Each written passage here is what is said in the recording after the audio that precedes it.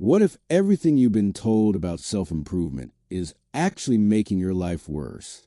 We've erected a whole enterprise on the assumption that we're inherently broken, relentlessly repairing ourselves as if we're defective instruments. But here's the radical truth. The fundamental assumption that you require repair is what's truly damaged. Imagine a wave in the ocean suddenly gaining consciousness and panicking because it's not solid like a rock, because it perpetually alters structure. The wave would attempt to repair itself and achieve stability. How illogical would that appear? However, this is precisely our daily human behavior. The wave is already whole, but we've taught ourselves that we're broken ventures requiring endless remodeling. We've been fed an inverted narrative. You bear problems requiring remedies, features requiring refinement, and if you try hard enough, find the right method, you can finally fix yourself and become who you're supposed to be. This story is so woven into our culture that we rarely question it. We adopt our identity as continuous works being perfected. Yet, what if this basic idea is completely inside out? Here's something scandalous. You were never broken, never partial, never a matter needing remedies. The sole thing demanding repair is the assumption that you need repair. Think about nature. When you examine a tree, you don't appraise its boughs as lacking. The tree is magnificent exactly as it exists. It evolves and adjusts to its context, but doesn't organize summits about personal growth. We humans have created this faculty to become our own reviewers and directors. We look in the mirror and see a fixer-upper requiring work. Trees also learn, determining which path to develop toward brightness, how to extend roots further down. However, trees don't afflict themselves over insufficient size. They answer naturally to what life provides. The distinction is trees trust their fundamental nature, while we've been taught to doubt ours.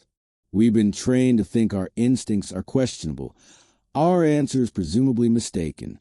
So we establish an internal monitor evaluating our every move. Am I accomplishing sufficient work? Am I progressing at the right speed? It's exhausting, like maintaining a demanding overseer in your consciousness, constantly discovering you deficient. However, this overseer isn't who you are. It's internalized critiques, inherited standard from parents, teachers, and society. You've assimilated a counsel causing you to feel permanently lacking. But who is aware of this committee? Who notices these assessments? Something in you perceives the spectacle without getting trapped. That essence is what you truly are. You're not the thoughts about yourself. You are the consciousness wherein all this appears like weather systems moving through sky. The sky is never hurt by meteorological events. Storms come and go, yet the sky remains infinite. In the same way, notions of inadequacy appear and vanish, yet your being stays unchanged. You can evolve and expand without the tale that you're inherently flawed. Watch children learning to walk. They fall constantly. Do they create narratives about being defective? Not at all. They get up and try again because walking looks fun. Learning emerges naturally, spontaneously, without self-critique. There are two paths to change. One assumes you're broken, like a mechanic working on a faulty engine.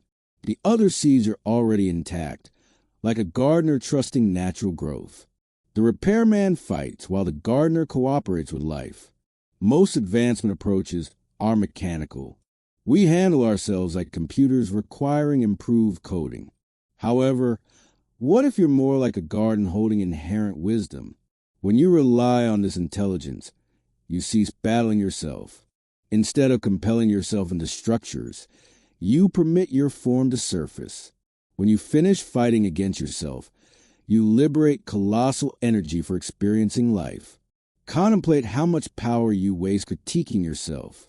Think if that power were available for remaining present. The individual who realizes their intact focuses power on expression and finding. Here's something eye-opening.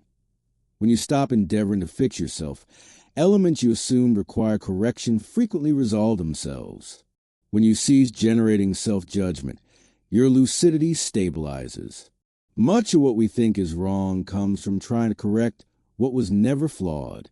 You might believe you suffer from an anxiety issue and implement methods to resolve it, but this striving manufactures increased anxiety. What if feeling anxious occasionally is perfectly normal?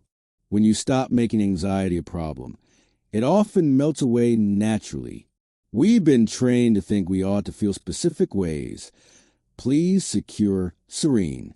However, feelings are the weather systems of awareness, sometimes tumultuous, sometimes calm. This is a malfunction. The same holds true for personality traits we perceive as flaws. Maybe you're quiet in a culture honoring extroversion. Instead of fixing these aspects, recognize them as your unique contribution. Oak trees don't attempt to become pine trees. Rivers don't feel bad about not being mountains. When you accept your true self wholly, something magical happens. You discontinue wasting power being what you're not. This doesn't indicate you never acquire knowledge, but growth emerges from interest rather than deficiency. You learn because growth is fun. Kids don't labor at creativity. They simply imagine naturally and effortlessly.